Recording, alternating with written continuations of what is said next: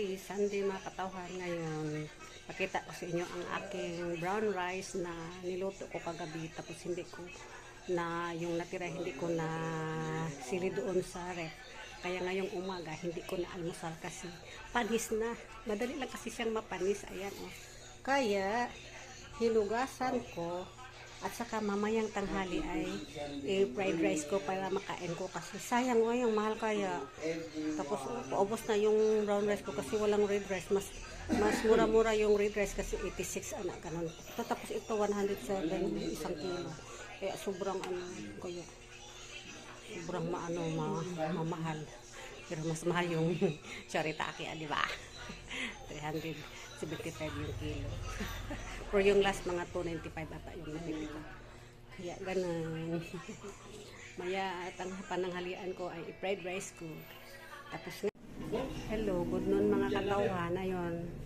Makakain ako. Ito yung sinasabi ko kanina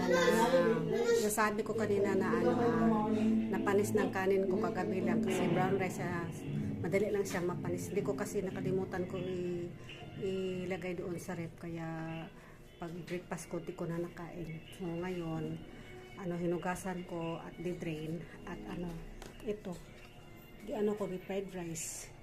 Dalawahin ko sana pero wag na kasi alanganin at saka baka mas mapanis siya maya. At ito na lang ang inulam ko, yung naglaga ako ng tinangkong. Tinangkong sa inyo at saka pipino, onions at saka kamatis. Sausaw ko lang dito sa tuyo at saka suka. Yan, yun lang. Yun ang ulam ko kaya kain na po tayo.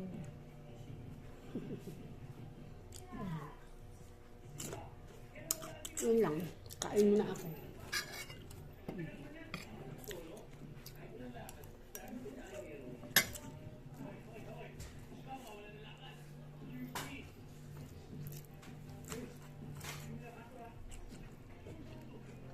Yun. At saka kamatis. Kaya ako nag-ulam ng ganito. Dito lang po. Bye-bye. Labi.